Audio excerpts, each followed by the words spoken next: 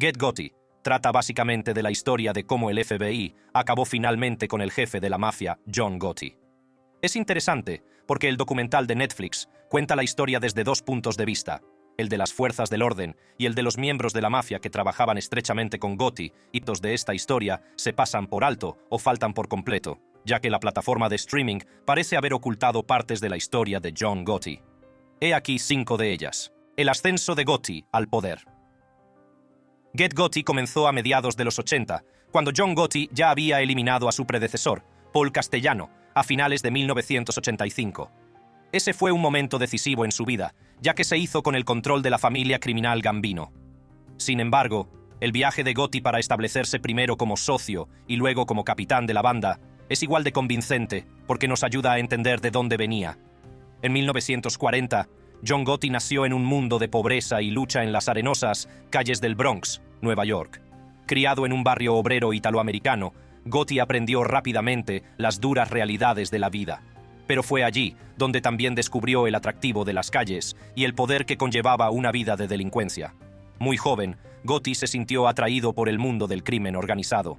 Empezó a hacer recados para mafiosos locales y pronto se involucró en actividades delictivas de poca monta. Gotti no tardó en demostrar su valía, mostrando un talento natural para hacer dinero y ganándose el respeto de los bajos fondos. A medida que crecía, la reputación de Gotti como hábil recaudador llamó la atención de la familia criminal Gambino, una de las organizaciones mafiosas más poderosas de Nueva York. Reconociendo su potencial, la familia acogió a Gotti bajo su protección, ofreciéndole oportunidades para escalar posiciones y establecerse como una fuerza a tener en cuenta. El ascenso de Gotti dentro de la familia Gambino fue rápido e implacable.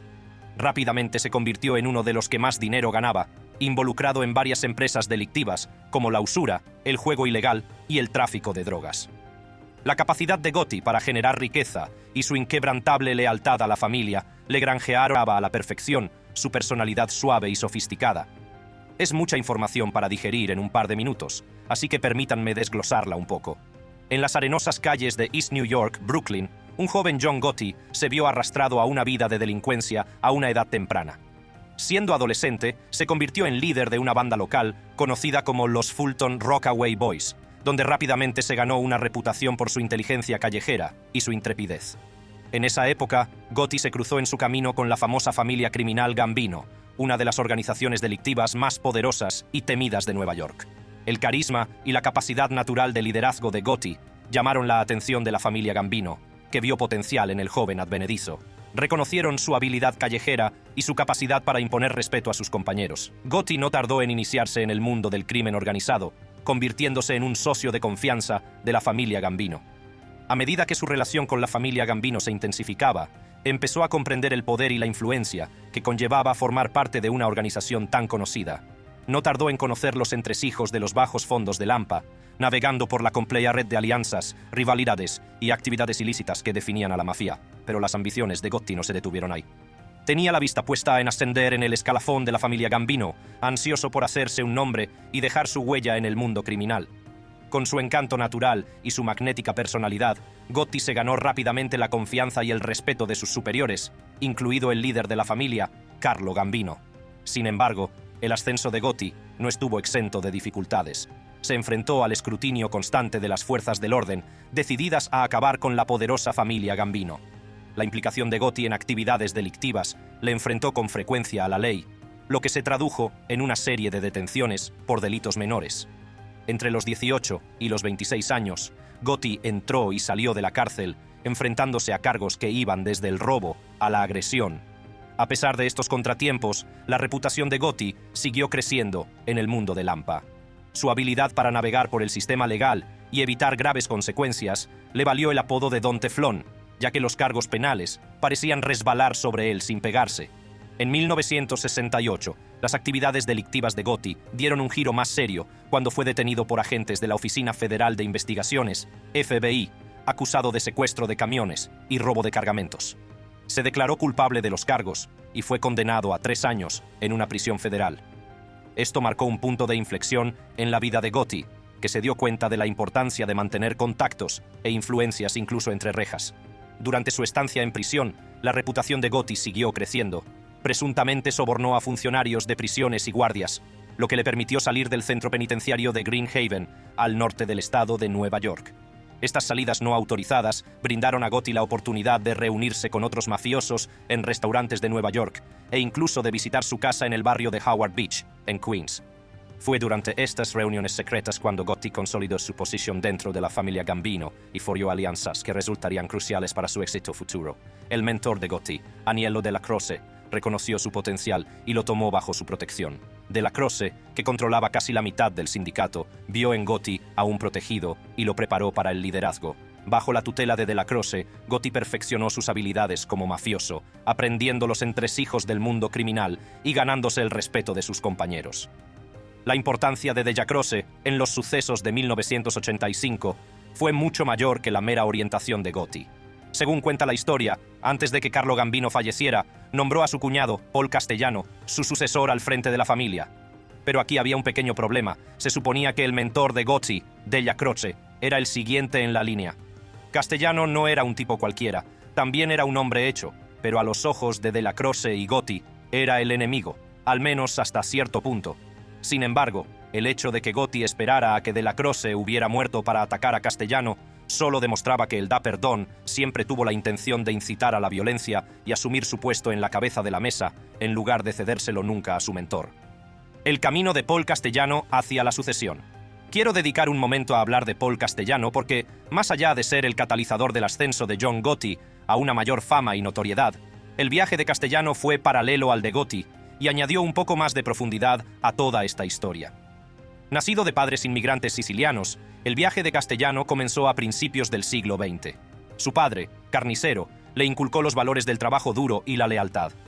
Poco podían imaginar que esos mismos valores forjarían el futuro de Castellano en el mundo de la delincuencia organizada. Al crecer en una comunidad italoamericana muy unida, el camino de Castellano pronto se entrelazaría con el de su primo, Carlo Gambino, un mafioso en ascenso de la familia Mangano. Los lazos de parentesco resultarían ser una fuerza poderosa, ya que la hermana de Castellano se casaría más tarde con el propio Gambino. Al llegar a la edad adulta, Castellano siguió los pasos de su padre y se hizo carnicero. Sin embargo, su relación con el crimen organizado siguió creciendo, alimentada por su conexión con Gambino y la creciente familia del crimen Mangano, que acabaría convirtiéndose en la famosa familia Gambino. La reputación de Castellano dentro de la familia creció y en 1957 asistió a la infame reunión de Apalachín, un encuentro de mafiosos de alto rango de todo Estados Unidos. Con solo 42 años, fue uno de los asistentes más jóvenes, lo que demuestra su creciente influencia en el mundo criminal. Sin embargo, la implicación de Castellano en el crimen organizado no fue sin consecuencias. Durante la reunión de Apalachín, la policía intervino, lo que dio lugar a detenciones y condenas. Castellano, fiel al código de silencio, se negó a facilitar información, lo que le valió una condena por desacato al tribunal y 7 meses de prisión. A pesar de estos contratiempos, la lealtad y dedicación de Castellano a la familia no pasaron desapercibidas. Cuando Carlo Gambino, el jefe de la familia Gambino, falleció en 1976, eligió a Castellano como su sucesor, otorgándole el título de jefe de jefes o el padrino. Cuando Paul Castellano se asentó en su papel de jefe de la familia Gambino, su poder e influencia alcanzaron cotas sin precedentes. Desde su opulenta mansión de Staten Island, orquestó un vasto imperio criminal que extendió su alcance a todos los rincones de la ciudad de Nueva York. La organización de Castellano se infiltró en los sindicatos, asegurando su control sobre diversas industrias como la construcción y el suministro de alimentos. Los negocios legítimos se veían obligados a pagar sumas de dinero exorbitantes, mientras que los chanchullos tradicionales como el juego, la pornografía y la usura seguían prosperando bajo su atenta mirada. Sin embargo, el liderazgo de Castellano no estuvo exento de peculiaridades. A pesar del atractivo de los inmensos beneficios, desaprobaba el tráfico de drogas dentro de su organización. El miedo a las duras penas legales y a la posible traición de los acusados le mantenían firme en su decisión de mantener las drogas fuera de las operaciones de la familia Gambino. Pero el reinado de Castellano pronto se pondría a prueba. En febrero de 1985, él y otros 8 mafiosos de alto rango fueron acusados en virtud de la Ley Federal de Organizaciones Corruptas e influenciadas por el crimen organizado, más conocida como RICO. Los cargos alegaban su implicación en una comisión que regía el crimen organizado en la ciudad de Nueva York. Sin embargo, antes de que pudiera celebrarse el juicio RICO, Castellano y otros miembros de la familia Gambino fueron procesados en otro juicio federal. El fiscal Rudolph Giuliani les acusó de dirigir una red de robo de coches a gran escala que enviaba coches robados al extranjero y que había cometido 25 asesinatos. El juicio por el robo de coches seguía su curso el 16 de diciembre de 1985, cuando se produjo la tragedia. Castellano, acompañado de su recién nombrado subjefe, Thomas Bilotti, llegó a un asador del centro de Manhattan. Pero al salir del coche, fueron acribillados sin piedad en plena calle. Sabemos que esto fue obra de Gotti y que la última parte del asesinato de Castellano se trató en el documental. También sabemos que Gotti se convirtió en el da perdón y cautivó la imaginación de la gente. Pero cuando se echa un vistazo al ascenso al poder de ambos hombres, es bastante fácil ver que Castellano era el más cualificado para el papel. Su estrecha relación con Carlo Gambino durante casi toda su vida significaba que siempre iba a tener una comprensión más profunda de lo que su predecesor hubiera querido para la familia. Por eso Castellano se centró más en los negocios de guante blanco que en dar luz verde a las operaciones de narcotráfico. Según se dice, una de las principales razones por las que Carlo Gambino llegó a darle el puesto a Castellano fue porque quería exactamente eso. Lo que sigue siendo innegable es el impacto del liderazgo de Castellano y el legado que dejó. El ascenso y caída de Paul Castellano, el padrino de la familia Gambino, sigue siendo un capítulo cautivador en los anales del crimen organizado. Su liderazgo, marcado tanto por un control despiadado como por unos límites morales inesperados, dejó una huella indeleble en el submundo criminal. Muchos de estos matices se pierden en Get Gotti, que renuncia a la profundidad por una serie de cabezas parlantes que saltan de un segmento a otro, creando un producto más estilizado que sacrifica la sustancia por el brillo. Esto significa que uno de los atracos más audaces y sin resolver, el de Lufthansa, tampoco recibe el brillo que merece. Las actividades delictivas de John Gotti y su ascenso al poder se caracterizaron por la audacia, la crueldad y un afán inquebrantable de dominio. Su habilidad para burlar a las fuerzas del orden y mantener el control de la familia, Gambino le convirtieron en una figura legendaria en los anales del crimen organizado. Aunque su reinado haya llegado a su fin, el nombre de John Gotti será para siempre sinónimo de las oscuras entrañas del AMPA estadounidense. Teniendo esto en cuenta, es justo destacar algunos de sus crímenes más atrevidos, ¿no cree? Al fin y al cabo, se trata de una historia en la que se produjo un audaz atraco en el aeropuerto JFK, con la presunta implicación de la familia Lucchese, un conductor que se negó a seguir órdenes, y el crimen que más tiempo lleva investigándose en la historia de Estados Unidos. La detención más reciente se realizó en 2014 y resultó en una absolución. Realmente, es una historia para la eternidad. John Gotti y el mayor robo de dinero de la historia. El 11 de diciembre de 1978, un grupo de hombres enmascarados y armados vinculados a la familia del crimen Lucchese ejecutó en la terminal de carga de Lufthansa Airlines del Aeropuerto Internacional John F. Kennedy de Nueva York el mayor robo de dinero jamás cometido en suelo estadounidense. En solo 64 minutos consiguieron robar la asombrosa cantidad de $5,8 millones en efectivo y joyas, dejando a las autoridades desconcertadas y al público estupefacto. No hubo disparos y nadie resultó gravemente herido o muerto durante el atraco. Sin embargo, lo que hace que este atraco sea aún más asombroso es el hecho de que el dinero y las joyas robados nunca se recuperaron, lo que añade un aire de misterio a un delito ya de por sí estremecedor. Todo empezó con un chivatazo. Louis Werner, supervisor de carga de Lufthansa, observó algo que despertó su interés. Con frecuencia se transportaban desde Alemania pilas de billetes imposibles de rastrear, que se almacenaban temporalmente en la cámara acorazada de la aerolínea en el aeropuerto JFK. Werner vio una oportunidad y propuso su idea a Martin Krugman, un corredor de apuestas. Pocos se imaginaban que esta conversación aparentemente inocente pondría en marcha uno de los atracos más descabellados de la historia de Estados Unidos. Krugman, intrigado por el soplo de Werner, no tardó en comunicárselo a su socio, Henry Hill. Hill, un gángster vinculado a la familia Lucchese, se dio cuenta del potencial del atraco. Conocía al hombre adecuado, su mentor, Jimmy the Gent Burke. Burke era famoso por su participación en secuestros y robos de camiones de carga procedentes del aeropuerto. Con su experiencia y sus contactos, Burke reunió a un grupo de secuestradores, asesinos, usureros y ladrones, listos para llevar a cabo el atraco de su vida. La planificación se llevó a cabo en el local de juego y delincuencia de Burke en Queens. El equipo estudió meticulosamente la disposición de la terminal de carga de Lufthansa, identificando los puntos débiles e ideando un plan infalible. Sabían que tenían que actuar con rapidez y eficacia para evitar ser detectados. Cada detalle fue cuidadosamente considerado, desde desactivar el sistema de alarma hasta conducir a los empleados a la sala de descanso a punta de pistola. La noche del 11 de diciembre de 1978, el equipo puso en marcha su plan. Armados y enmascarados, irrumpieron en la terminal de carga de Lufthansa durante el turno de noche.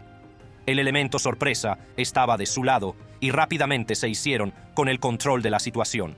Los empleados, aterrorizados e indefensos, fueron obligados a entrar en la sala de descanso mientras la tripulación desactivaba el sistema de alarma, asegurándose así de tener tiempo suficiente para llevar a cabo su audaz atraco. Una vez desactivado el sistema de alarma, la banda se dirigió a la cámara acorazada. Sabían exactamente dónde encontrar los montones de billetes imposibles de rastrear y las valiosas joyas. En solo 64 minutos consiguieron robar la asombrosa cantidad de $5 millones en billetes imposibles de rastrear y joyas por valor de $800,000. La audacia y la eficacia de la operación dejaron a todo el mundo estupefacto, pero el atraco no había terminado.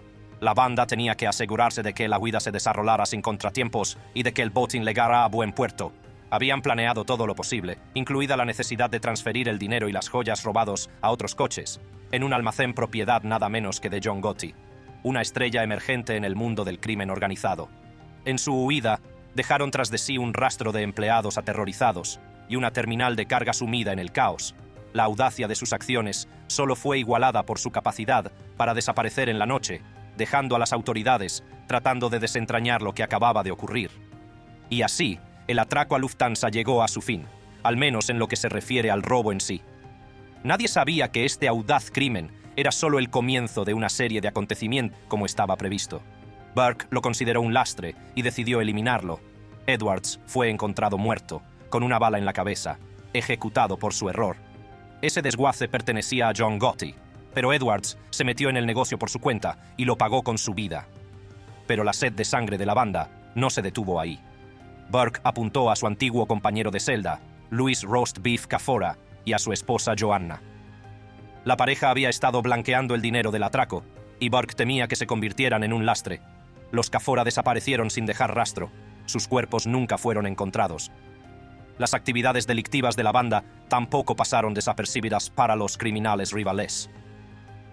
Robert McMahon y Joe Buddha Manry, dos ladrones de cargamentos que se habían cruzado con la tripulación, fueron encontrados muertos, con un disparo en la cabeza al estilo ejecución. Era un claro mensaje de los bajos fondos, una advertencia a quienes se atrevieran a interferir. El atraco también atrajo la atención del narcotraficante siciliano Paolo Licastri. Vio la oportunidad de sacar provecho del caos e intentó hacerse con el botín robado, pero su codicia resultó ser su perdición. Licastri fue encontrado quemado y acribillado a balazos, un sombrío recordatorio de los peligros que acechan en el submundo criminal. Las audaces acciones de la banda, no solo Teresa Ferrara, acusada de estar implicada en el robo, apareció en Nueva Jersey. Su cuerpo sin vida sirvió de escalofriante recordatorio de las consecuencias de enredarse en el mundo del crimen organizado. El reino del terror de la banda se extendió incluso a sus propias filas. Tommy Two Guns. De Simone, miembro de la banda, recibió un disparo en la cabeza del propio John Gotti. De Simone, el atraco al Lufthansa fue un testimonio de la audacia y crueldad de los delincuentes implicados. Puso de manifiesto lo estructurada y coordinada que podía estar la delincuencia organizada y hasta dónde podían llegar algunos por la riqueza y el poder. El dinero y las joyas robados nunca se recuperaron, dejando un misterio que sigue fascinando hoy en día. La implicación de Gotti en todo el asunto no hizo sino acrecentar su leyenda con cada año que pasaba sin que se resolviera el caso. Pero solo un par de años después de participar en uno de los atracos más locos de todos los tiempos, Gotti tendría que enfrentarse a una brutal pérdida personal que provocaría aún más derramamiento de sangre. La muerte de Frank Gotti. Era un día cualquiera en el barrio de Howard Beach, Queens. John Favara, un hombre decente y trabajador, vivía en la calle 86 con su mujer, Janet, y sus dos hijos adoptivos. Sus vecinos no eran otros que John y Victoria Gotti, padres de 5 hijos, entre ellos Frank Gotti, el mediano. A pesar de sus diferentes estilos de vida, las familias Gotti y Favara tenían una conexión. El hijo de John Favara, Scott, era íntimo amigo de Junior Gotti, el mayor de los 3 varones Gotti. A menudo pasaban tiempo juntos, disfrutando de los placeres sencillos de la infancia. El 18 de marzo de 1980, la tragedia golpeó a las familias Gotti y Favara. Frank Gotti, de solo 12 años, había entrado en el equipo de fútbol de su colegio. Entusiasmado, no veía la hora de compartir la noticia con sus amigos y pasear en su minimoto por el barrio. El preadolescente pidió prestada una minimoto a un vecino llamado Kevin McMahon y empezó a recorrer las calles y aceras. La alegría en su rostro era evidente mientras se deleitaba con la libertad de conducir un vehículo con motor. A 6 manzanas de su casa se produjo la tragedia. Frank Gotti atravesó una obra de reforma en la avenida 157, donde había un contenedor de basura aparcado en la acera. Sin saberlo, un punto ciego creado por el resplandor del sol le esperaba justo detrás del contenedor. En una fracción de segundo, Frank Gotti salió a la calle con su minimoto, directamente en la trayectoria del coche de John Favara. El cegador resplandor del sol poniente impidió a Favara ver al joven a tiempo para evitar la colisión. El impacto fue devastador. El vecindario se sumió en el caos mientras los vecinos presenciaban el terrible accidente. Frank Gotti fue atropellado por el coche y arrastrado calle abajo, inmovilizado bajo él. Los gritos desesperados para que Favara se detuviera llenaban el aire, pero él permanecía ajeno a la tragedia que se desarrollaba a sus espaldas. Desgraciadamente, el cuerpo del niño fue arrastrado casi 60 metros por la calle 80 y 100. En los días siguientes al accidente, el vecindario se llenó de conmoción y dolor. La comunidad se unió en torno a la familia Gotti, ofreciéndole sus condolencias y apoyo en estos difíciles momentos. Victoria, la madre de Frank, exigió supuestamente hoyo por hoyo y se informó de que solo 2 días después del accidente, una mujer llamó a la comisaría y les informó de que Favara sería eliminado. Las cosas fueron a más cuando empezó a recibir amenazas de muerte. Todo ello mientras Victoria lo atravesaba con la mirada antes de apalearlo con un bate de béisbol el 28 de mayo. Aquí es donde las cosas son un poco turbias. Algunas versiones sugieren que le golpeó con un bate, otras afirman que se enfrentó con un bate a Favara, que se limitó a sonreírle antes de destrozar el coche que asesinó a su hijo. En cualquier caso, las cosas iban en rápido aumento. El 25 de julio, John Gotti y su esposa abandonaron Nueva York para irse de vacaciones a Florida, con la excusa de pasar el duelo en condiciones más soleadas. Fue durante este tiempo cuando John Favara desapareció misteriosamente el 28 de julio, sin que se le volviera a ver. Tras su desaparición sin dejar rastro, el vecindario de Howard Beach quedó sumido en la conmoción y la especulación. La ausencia de pruebas concretas o de un cadáver no hizo sino alimentar los rumores y las teorías en torno a su desaparición.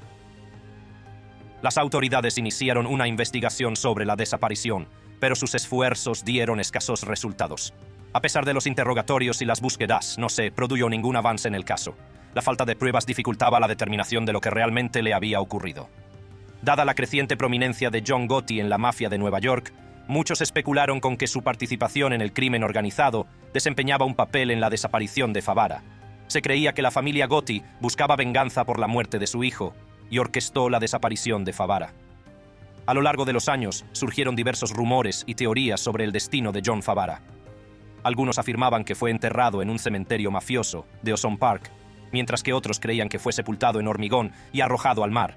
La versión predominante sugería que el mafioso Charles Carneglia disolvió los restos de Favara en un barril de ácido en su macabro taller del sótano.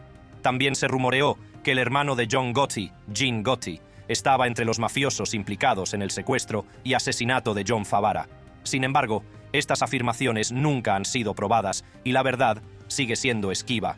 La familia Gotti ha mantenido su propia versión de los hechos, adornando los detalles para adaptarlos a su racionalización del asesinato de Favara.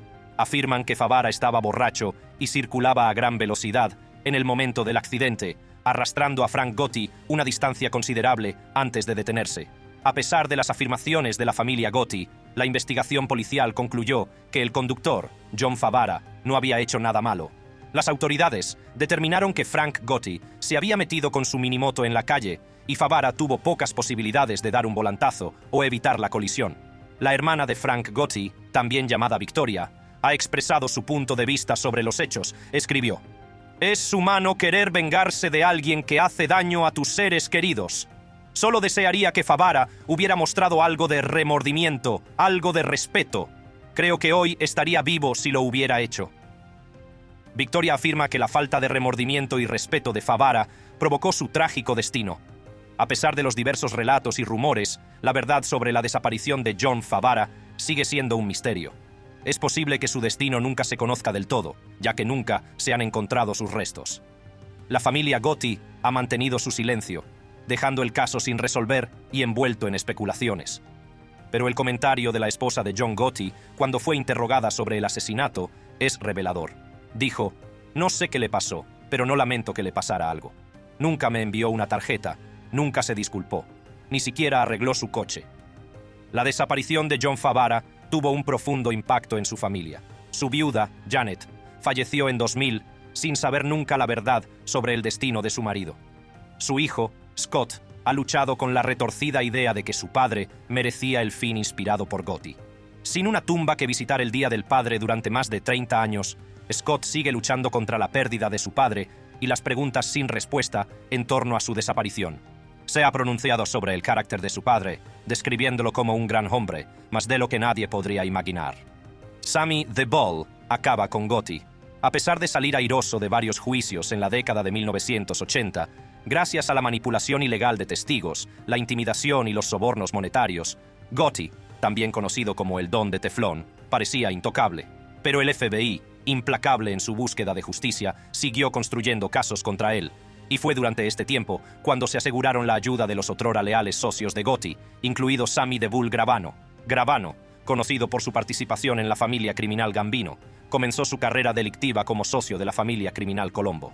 Sin embargo, sus ambiciones le llevaron a unir fuerzas con una facción de la familia Gambino, donde rápidamente se alineó con Gotti, el futuro jefe del sindicato, así como con otros mafiosos notables, como Angelo Ruggiero, Frank De Sico y Joseph Armone.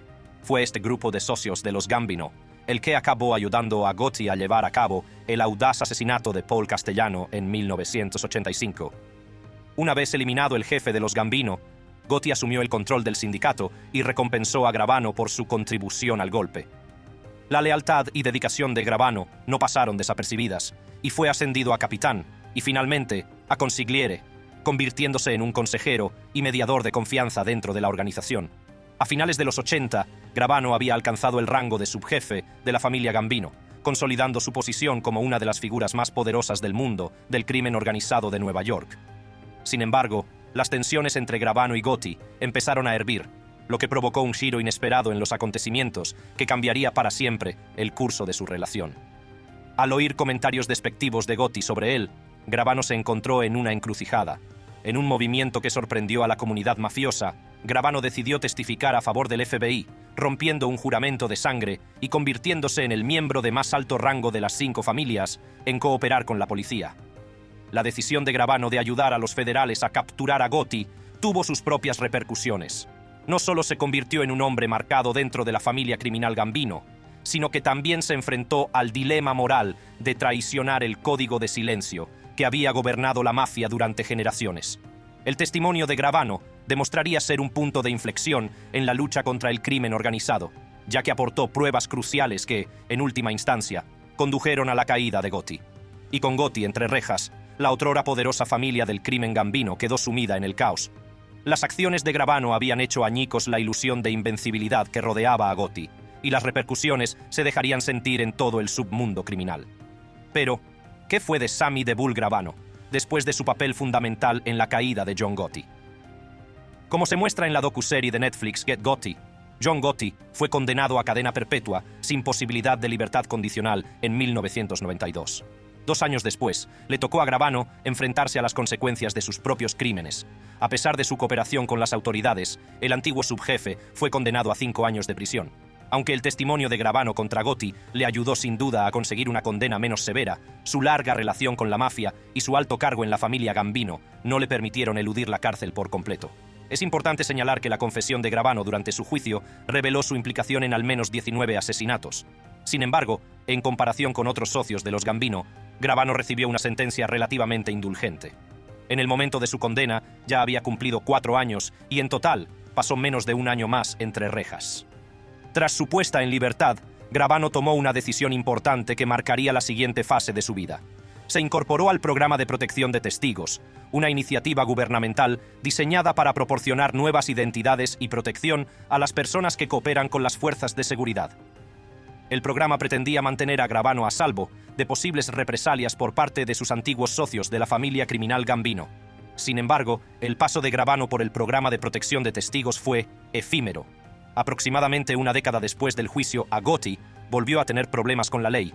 Gravano fue detenido por cargos federales y estatales de drogas, lo que le llevó a ser condenado a unos buenos años de prisión. Cumplió su condena simultáneamente en Nueva York y Arizona, enfrentándose a las consecuencias de su implicación en redes de tráfico de drogas. Cabe señalar que la reputación de Gravano como su jefe que ordenó golpes durante años no jugó a su favor durante las audiencias de libertad condicional. A pesar de cumplir una condena considerable por sus actividades relacionadas con la mafia, no pasó casi el mismo tiempo en prisión por su implicación en el tráfico de drogas. Sin embargo, su puesta en libertad se produjo unos años antes de lo esperado, lo que llevó a muchos a cuestionar la gestión de su caso por parte del sistema judicial. En 2017, tras casi 2 décadas entre rejas, Sammy the Bull Gravano salió finalmente de prisión. Aunque había cumplido una pena considerable por su participación en redes de tráfico de drogas, tanto en Nueva York como en Arizona, su condena por sus actividades relacionadas con la mafia fue comparativamente más corta. Sin embargo, era bien sabido que Gravano, como subjefe, había ordenado golpes durante años, lo que aumentó la intriga en torno a su puesta en libertad. Tras su puesta en libertad, Gravano se enfrentó a un nuevo capítulo de su vida. Tuvo que enfrentarse a los retos de reinsertarse en la sociedad, tras haber pasado gran parte de su vida en los bajos fondos de la delincuencia. A pesar de su pasado, Gravano intentó reinventarse y dejar atrás sus actividades delictivas. En 2020, Sammy the Bull Gravano se embarcó en una nueva aventura que sorprendió a muchos. Comenzó un podcast y un canal de YouTube llamado Our Thing, donde comparte sus experiencias y puntos de vista. Este audaz movimiento permitió a Gravano mostrar su transición de una vida de crimen organizado a un nuevo personaje público. Muchas de las cosas de las que he hablado hasta ahora se han mencionado e incluso tocado en Get Gotti, pero la docuserie no les dio el detalle que merecían. Son aspectos integrales de la historia de John Gotti, y es interesante que Netflix optara por ocultar estos aspectos de la narrativa general. Y hasta aquí nuestro vídeo. Si te ha gustado lo que has visto, échale un vistazo a alguno de estos también. Nos vemos en el próximo. Paz.